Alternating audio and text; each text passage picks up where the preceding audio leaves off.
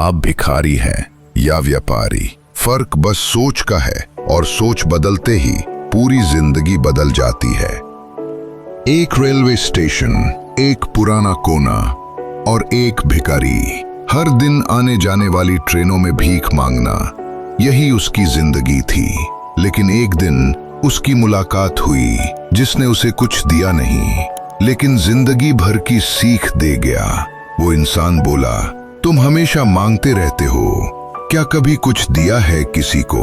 भिखारी चौंका, बोला, मैं तो भिखारी हूं साहब, देने लायक कुछ है ही नहीं मेरे पास। तब उस व्यक्ति ने सिर्फ एक बात कही, दे नहीं सकते तो मांगने का हक भी नहीं है।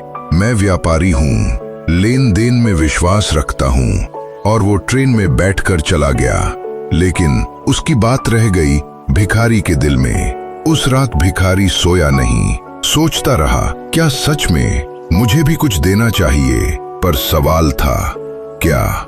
मैं तो खुद गरीब हूं, मेरे पास है ही क्या? और तभी उसकी नजर पड़ी स्टेशन के पास खिले कुछ फूलों पर। दिल में एक ख्याल आया, अगर मैं इन फूलों को तोड़कर उन लोगों को दूं जो मुझे भीख देते हैं, तो शायद बदले में मैं भी कुछ दे सकता हूं। अगले दिन से उस भिखारी की जिंदगी बदल गई। अब वो हर सुबह फूल तोड़ता और हर भीख के बदले एक छोटा सा फूल देता। लोग मुस्कुराते, फूल रखते और कुछ ज्यादा पैसे भी देने लगे। और फिर एक दिन वही लंबा इंसान फिर दिखा।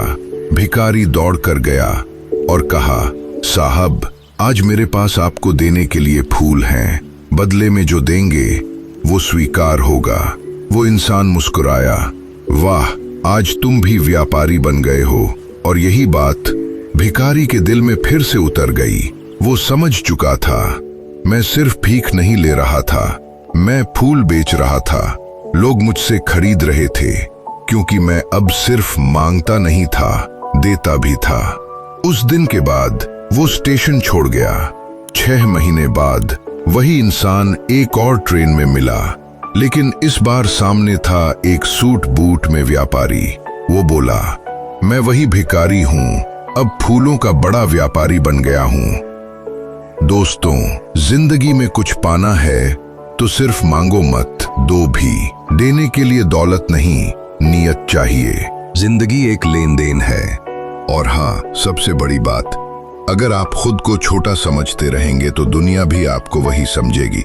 लेकिन एक बार अपनी सोच को ऊंचा कर लिया ना, तो आपकी उड़ान को कोई छू नहीं सकता। सोच बदलो, जिंदगी खुद ब खुद बदल जाएगी।